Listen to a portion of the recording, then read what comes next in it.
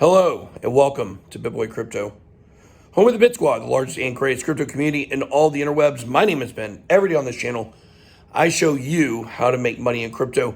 If you like money and you like crypto, make sure to hit that subscribe button. Coming to you live today from Boston Beantown. That's got to be the worst attempt at a Boston accent ever, but on a little trip right now. I'm going to go to the Red Sox game yesterday. Now, look, I'm not a Red Sox fan, of course. So you may be wondering why I'm wearing this hat. The hotel gave it to us. It was sitting here. They had a bunch of gifts for us. When we came to the hotel here, we're staying, well, I'm not going to tell you where I'm staying, but it's a really nice hotel. We've had a good time so far.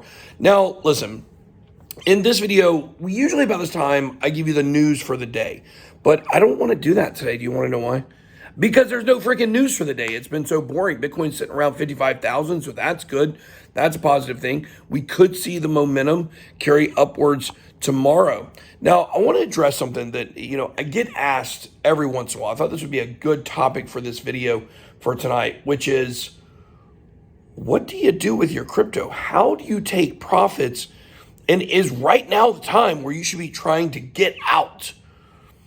So this is kind of a complicated question because, we tell you all the time, anytime you can get profits, you need to take some profits. But that doesn't mean you pull 100% out of your portfolio. Now, what do we mean by taking profits?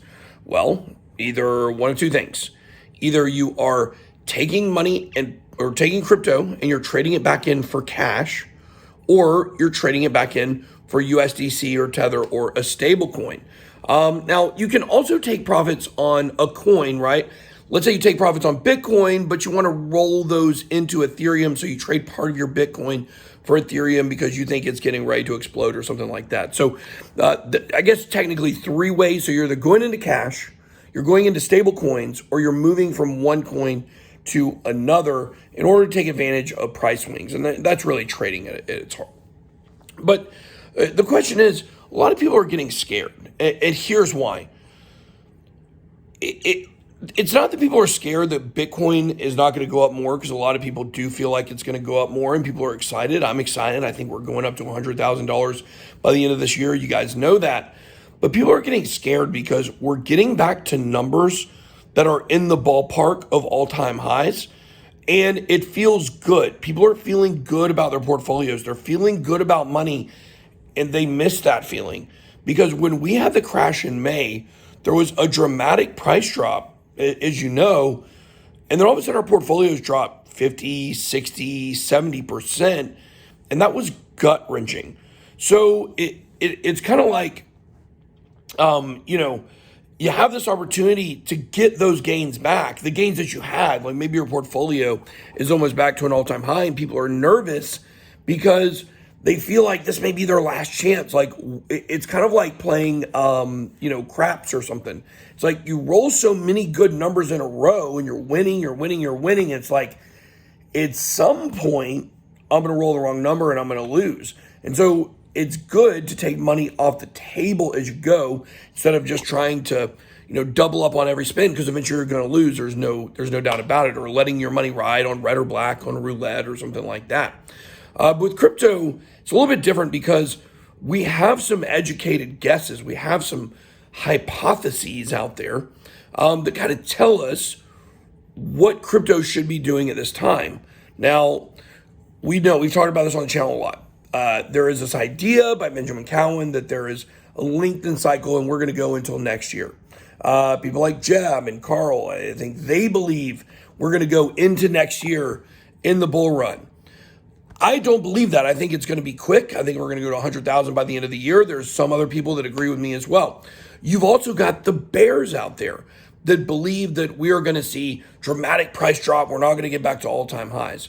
So if you look at those three options, you say, okay, two out of those three options sound pretty good. Prices are going to go up. Maybe I hold on to some. Maybe I take some profits. But the other one's really bad. If we are bearish, if this is like the last hurrah of a bull trap, which if you didn't know, a bull trap is when the price looks like it's going to continue upwards only to set people up for a big fall, okay? If you think that's a possibility and your portfolio is back to an all-time high, then maybe you should take more profits. Maybe you should take some more off the table. But the other two options sound like no matter what, we're going to be going up. It's just how fast are we going to get there?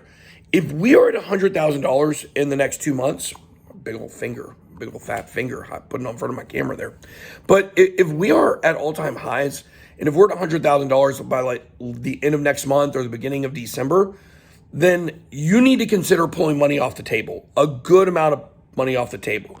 And I don't really believe anymore in just hodling. I think hodling is a lazy strategy. I'm going to talk about this a lot on the channel. Over time, it works, but you're talking about the difference between doubling your money or tripling your money or 20xing your money when you're just doing two simple trades every 4 years where you're trying to generally sell the top, trying to generally buy the bottom.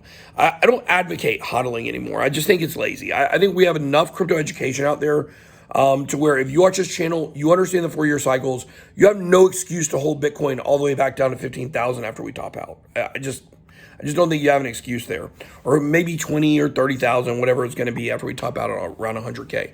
But I think it's really important for you to at least have a strategy. I think too many people go into crypto and they're just kind of like flying around blind. Like you don't really know exactly what you're doing. You're just like, I'll feel it out when we get there. No, my friend. You need to have a plan, whether it's to sell in a couple months or whether it's to sell at certain price points or take profits along the way. You need to have a plan.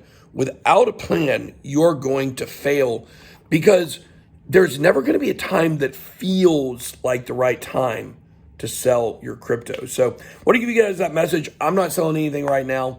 I mean, we bought a Lambo, we did some stuff, but we sold off less than 5% of our portfolio over the last couple months for different real estate purchases and things like that. But 95% we've held on to, and the other ones were just for purchases.